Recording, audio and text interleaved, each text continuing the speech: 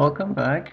So today's interesting topic is aggregate demand and aggregate supply.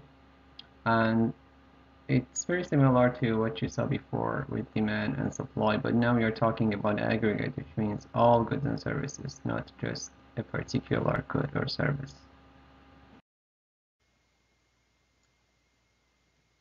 AD and AS are total demand and supply for all final goods and services produced in Canada.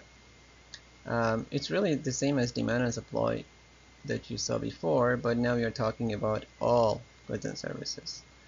And that's really the same as GDP. So you can think of it as demand and supply for GDP. That's what we're talking about here, and GDP represents all goods and services. When we talk about aggregate demand, AD, we are talking about the expenditure side. It's things that affect the level of spending on final goods and services. So the key thing here is spending. We must look at the AE formula. So do you remember our good old friend, the AE equals, what was the formula? C plus I plus G plus X minus N. Yeah. So that's really the center of aggregate demand. Aggregate means total, right? Demand means all demand. So total demand for our goods and services is closely connected to aggregate expenditure. They are not the same, but they are very closely connected. Aggregate supply refers to the production side, and it's really about our ability and ease of producing final goods and services. We must consider the costs of production. So the key here is the ability and ease of production, or the costs of production. That's the theme and gist of aggregate supply. Now, one main example and the most important application of the cost of production is the wage rate. Okay, this is the cost of labor. It's very applicable. It's very important, right? So practically speaking, aggregate supply really, the gist of it, the core of it is wage rate. Now guess what? We have graphs, and this is good news because the graphs are the same as you've seen before. They have the same dynamics. The only difference is that the titles are a little bit different, but the working of the graph is the same. So as we go on, you're going to see that it gets easier because you're just applying the same concepts to different contexts and applications. So back when you learned about supply and demand, let's say you had the car market or any other market, and when you drew the car market, you had the supply of cars and the demand for cars. You had the price of cars, and you had the quantity of cars.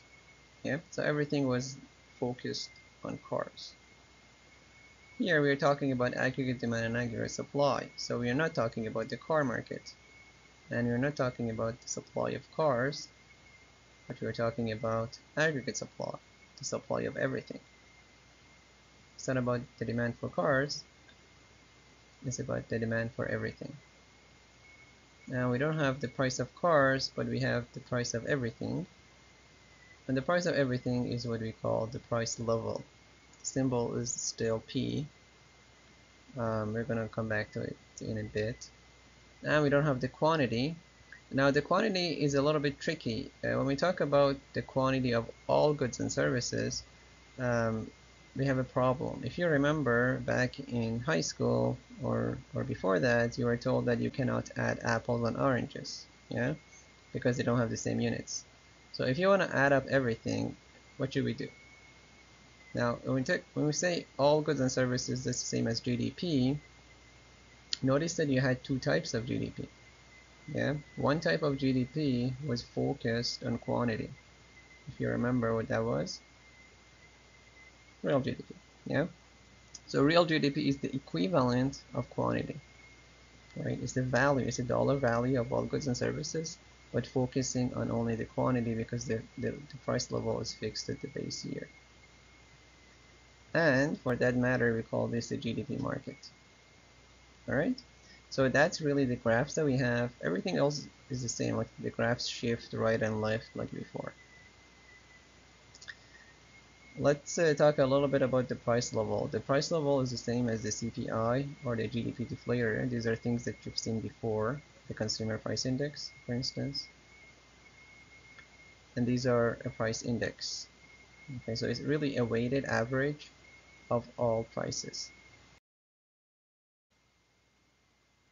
Let's talk about aggregate demand, and that's going to be the focus of our discussion. We don't talk that much about aggregate supply, um, just because of time limit. Aggregate supply is actually more important in the long run, but in the short run, aggregate demand is more important. So the definition is the total demand for all final goods and services produced in Canada at different price levels.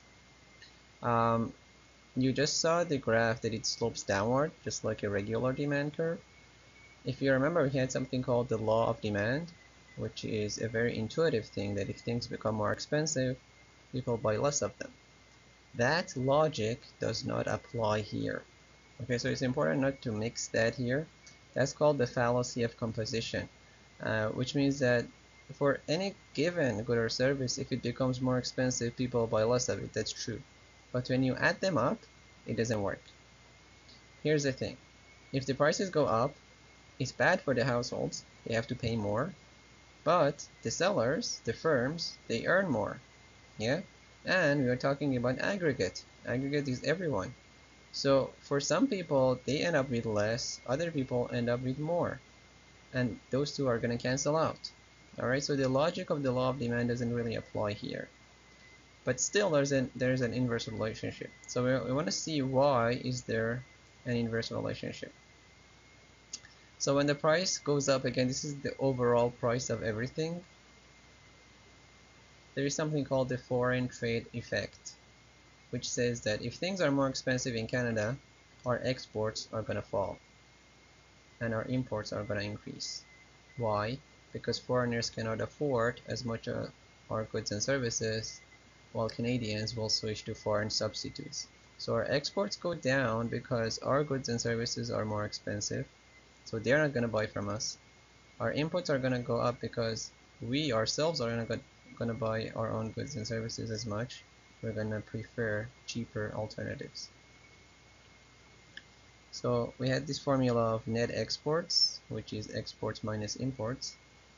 If exports go down, net exports also go down. If imports go up, because there's a negative here, again the net exports will go down. So these two reinforce each other, and overall GDP is going to go down. The second factor is real wealth effect, and that is about the purchasing power of money. When prices go up, our purchasing power goes down. You've seen that term before. It's a key term in economics, purchasing power. So the value of our wealth goes down and people will feel less confident, so they will need to save more. Now, if you remember, wealth is something that people put off for future, right? And saving is really for future confidence. So if they feel less secure, they will need to save more. And if they save more, they're going to consume less. And if they consume less, there's less total spending. Yeah, remember the disposable income is saving plus consumption. If people save more, they have less money to consume. The third factor is interest rate effect. So when the prices go up, the demand for money goes up. And what that means is that people will need more cash in hand to be able to buy the same things as before. All right. So this R is the interest rate, which goes up. And when the interest rate goes up, investment and consumption go down. If you remember, an important element of investment was borrowing. Yeah. So if the interest rate goes up, the firms cannot borrow as much as before. And in consumption, we had something called durable goods, like non-American cars, and those are usually bought on credit. So people will respond negatively if the interest rate is higher. They cannot borrow as much to buy those goods and services. So overall, when the price goes up, GDP goes down because its components consumption, investment, and net exports go down. So this is the real reason for why we have a negative slope. Time to pause, take down some notes.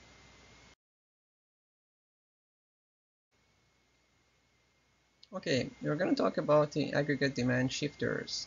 Kind of similar to what you had before with the demand. Um, these are factors that affect the level of expenditure. So when we talk about aggregate demand, we are always talking about this formula, the AE formula. And if anything in this formula changes, then AE will change, and because of that, aggregate demand is going to change. So we're going to go through them one by one. First, consumption. One of the factors that affects consumption is the interest rate. And the interest rate is quite important from now on in the course. So I want you to really understand what it really is. It's quite simple, but it's also important. So interest rate, you have to think about two things. One of them is the borrowers, and one of them is the savers or lenders. So borrowers have to pay interest, savers will receive interest. Okay, so for one of them, you can think of it as it's something bad because they have to pay. For some of them, it's something good because they earn it. So whenever we have the interest rate, think about borrowing and lending. That's really what's going on. We have two things. The borrower's incentive to borrow and the saver's incentive to save. So whenever you have the interest rate, think about these two groups of people. Alright? If you want to be a good economist, you must always think about incentives. Okay? How do different people respond to different events? In this case, if the interest rate goes up, let's look at the borrowers. Well, they have less incentive to borrow because they don't like to pay all that interest. So the level of borrowing goes down. If they borrow less, we're talking about households here. The purchase of durable goods is going to fall. Durable goods like appliances, furniture, cars, yeah? People buy those things usually on credit. And credit means loan or borrowing. If you don't know the meaning of credit, you might want to write it down. It's the same as loan or borrowing. So consumption goes down. For the savers, they're going to save more because they earn interest. And when saving goes up, consumption again goes down because they're using their money for something else. Alright, so write that down. Moving on with our demand shifters or aggregate demand shifters, we're still talking about consumption by the households. Another factor is consumer confidence, which is also called future expectations. This is something psychological. It's about the people's feeling of security, all right, and optimism. If the households are more optimistic about their future, they would feel a lesser need to save, and if they save less, then they consume more. All right. Now you can think of this like what's the source of this optimism? Where does it come from? You can think of it as the conditions of the country with the conditions of the world and other countries. All right. So one example of pessimism would be war. If a country is going through war, then people may not be so optimistic about their future. They may feel more need to reduce their consumptions today. Another similar factor is wealth. If wealth goes up, people feel more confident and there's less need to save. Just to remind you, the whole purpose and the whole point of saving is for future security. Yeah, wealth is also the accumulated money for the future. So if people are wealthier, they feel more confident about their future. They can consume more today. An example of that would be a boom in the stock market or housing market. So stocks and house, those are examples of people's wealth. If their value goes up, then people feel more confident and they can consume more. Taxes and consumers. Now this is where it gets a little bit tricky, so I want you to pay a lot of attention here. Taxes are quite important in economics. And whenever we talk about taxes, you must immediately jump to disposable income. Okay? So if the taxes are earned, tax is like what? Tax is when the government steals your money, yeah? Legally. So that reduces your disposable income. Disposable income is the money that you have available to spend, right? If that is less, then you have less consumption. So whenever we have taxes, you can think of examples like the personal income tax or the sales tax, like the GST, and the transfer payment. So the personal income tax is what your parents fill every year in April. Transfer payments, if you remember, these are like welfare payments, things that are given to unemployed people, or pension, or bursaries and scholarships, right? So these transfer payments are really a negative tax. It's the opposite of a tax. So whenever you have the case of a tax, you have to write the formula for disposable income.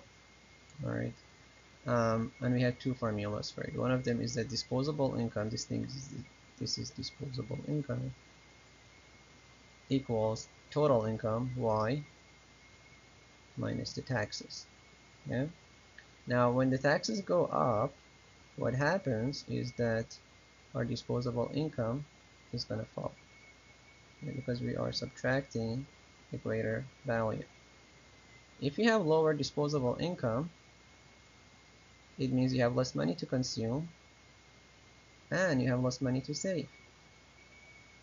So this is one case where consumption and saving both fall. If YD is fixed, consumption and saving move in the opposite direction. That's usually the case. So if you look up here, saving and consumption are moving in the opposite direction here also. But in this case, they both decrease because the YD is not fixed. Okay, so if YD changes, then consumption and saving change with it in the same direction, like the case of taxes. All right, so this is kind of like an exception where both of them fall instead of one of them falling and the other one increasing. The whole thing is whether YD is fixed or if it's changing. That's how we can know whether the consumption and saving move in the same direction or in opposite directions. You can think of also the ceteris paribus assumption. Consumption and saving move in opposite directions, assuming that the disposable income is the same as before. But if you don't have that assumption, then you cannot make that prediction. And we have something simple, that's population. You've seen that with demand. If there are more people around, there's going to be more consumption. So write that down.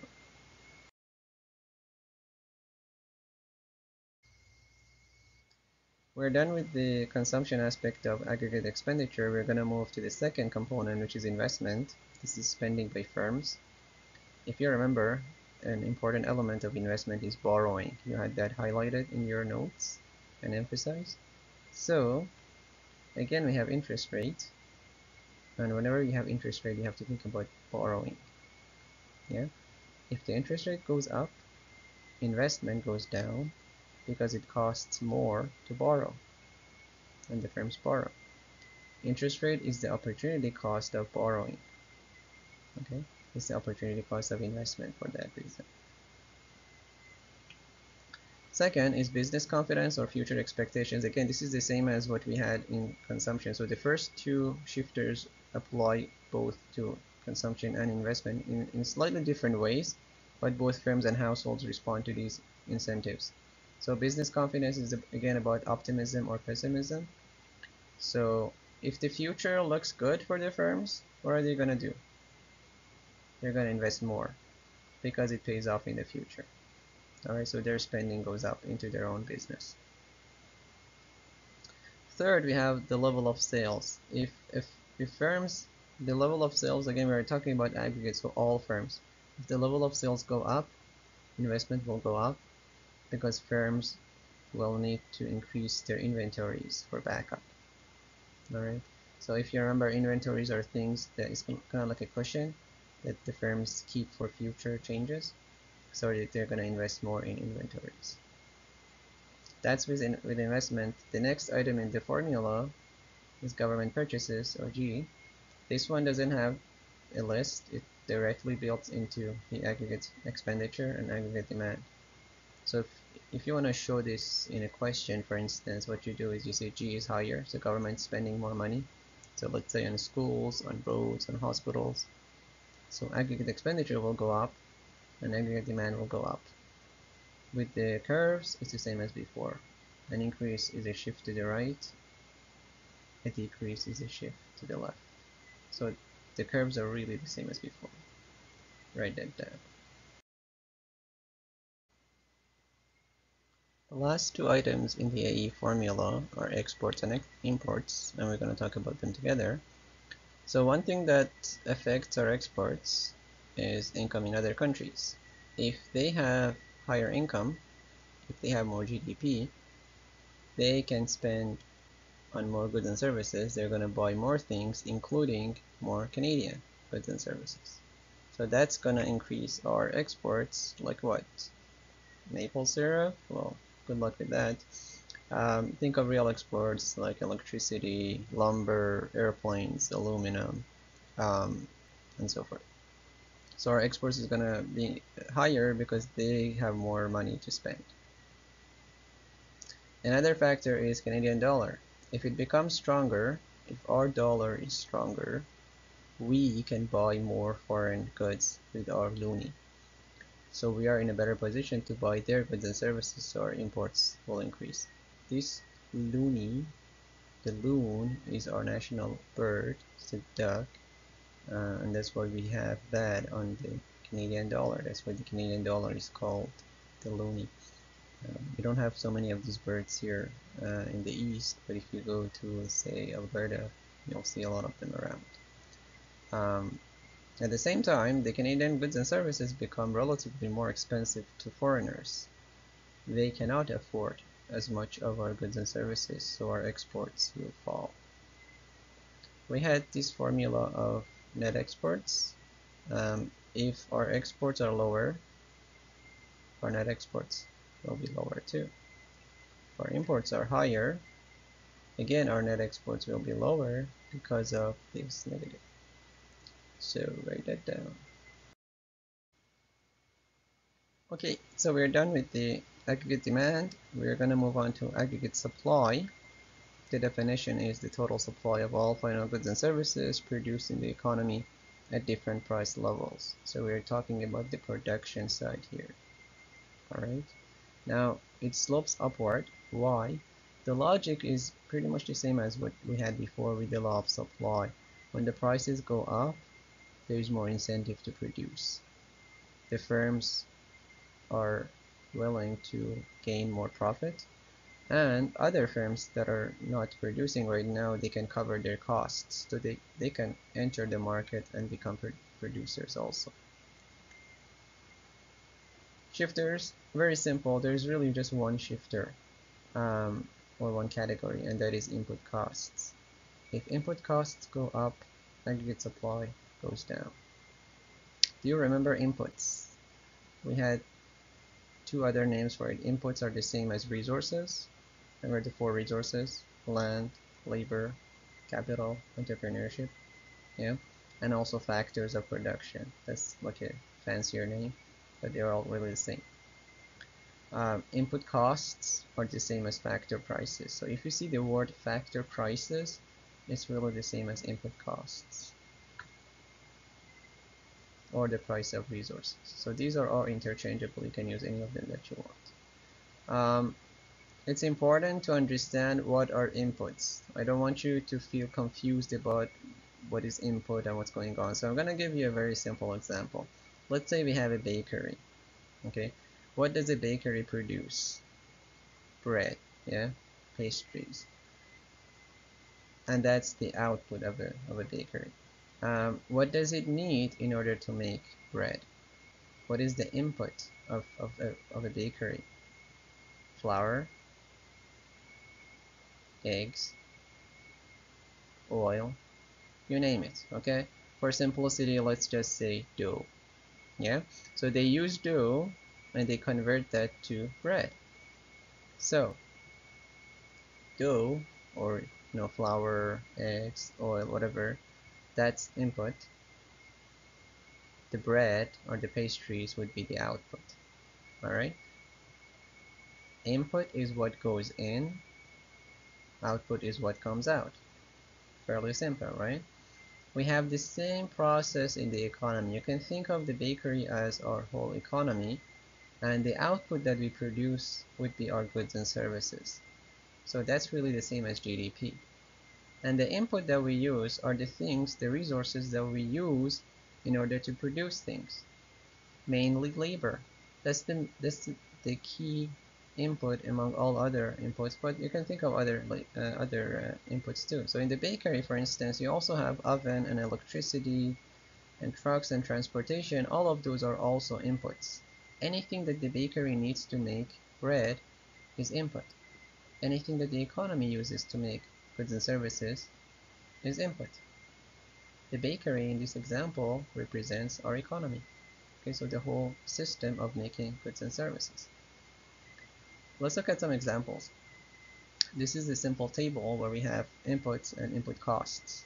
So a main input is labor, and the name for the cost of that input is the wage rate. Another input is oil, and we have the price of oil.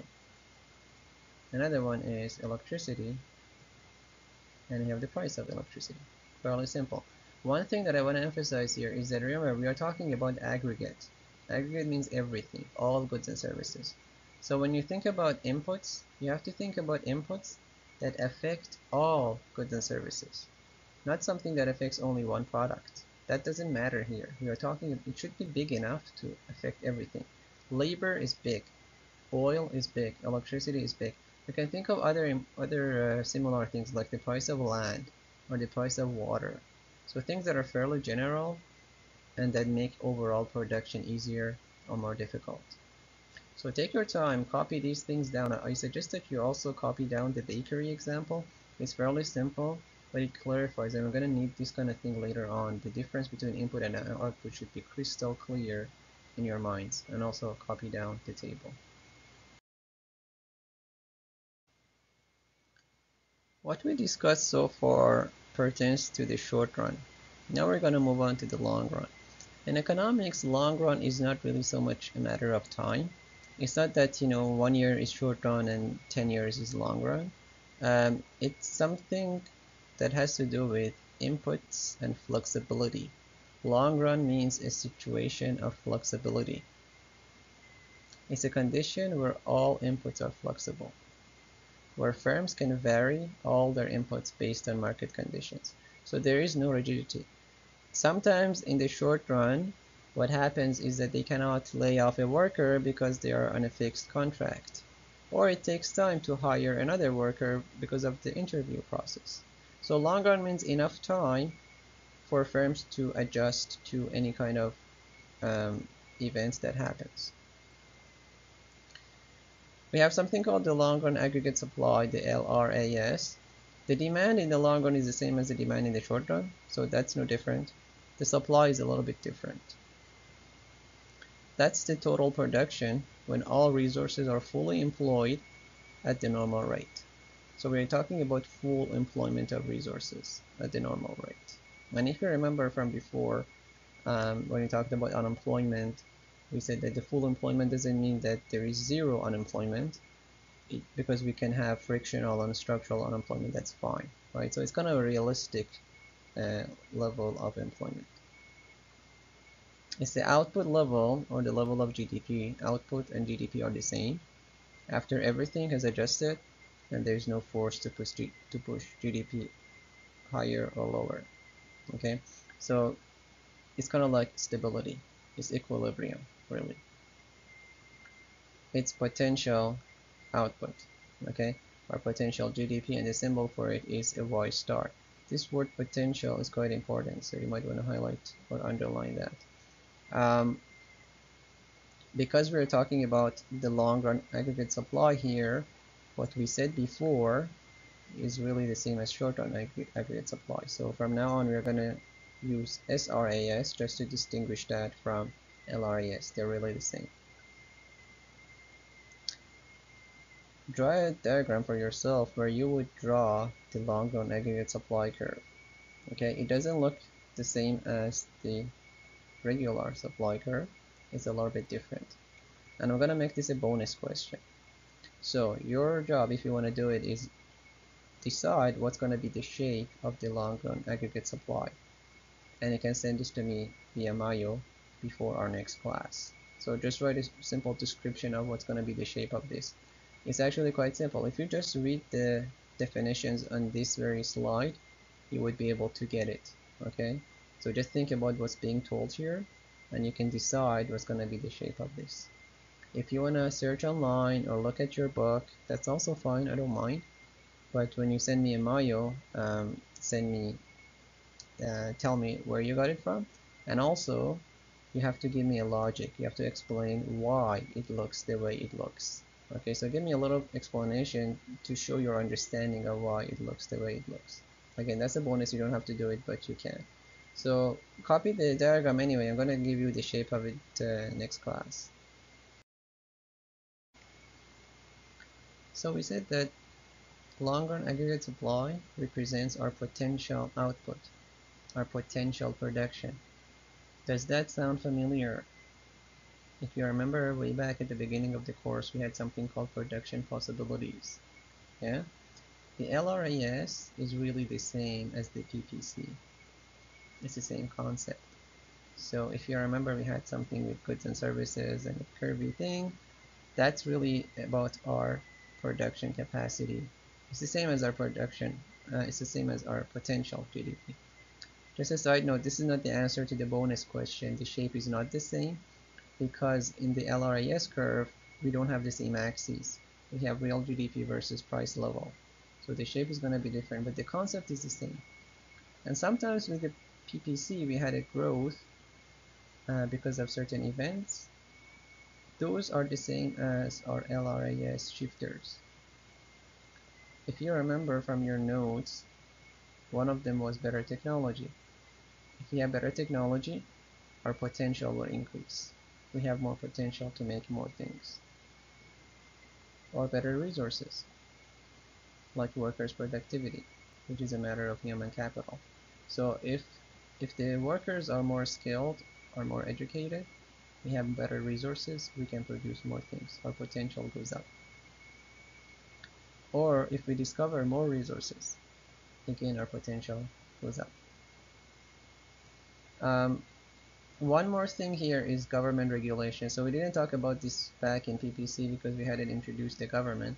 But you can think of government regulations, laws, requirements, verification and license processes.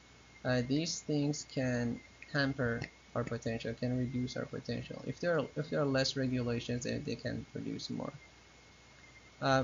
Now, for the purpose of this course, we're going to assume that the LRAS curve is fixed. So what it means is that you draw it only once and you don't shift it at all. Okay, so that makes our life simpler. So we only care about the AD and the short run aggregate supply in terms of the shifting. All right, the long run thing is fixed as you do it once only. So write down your notes before you proceed.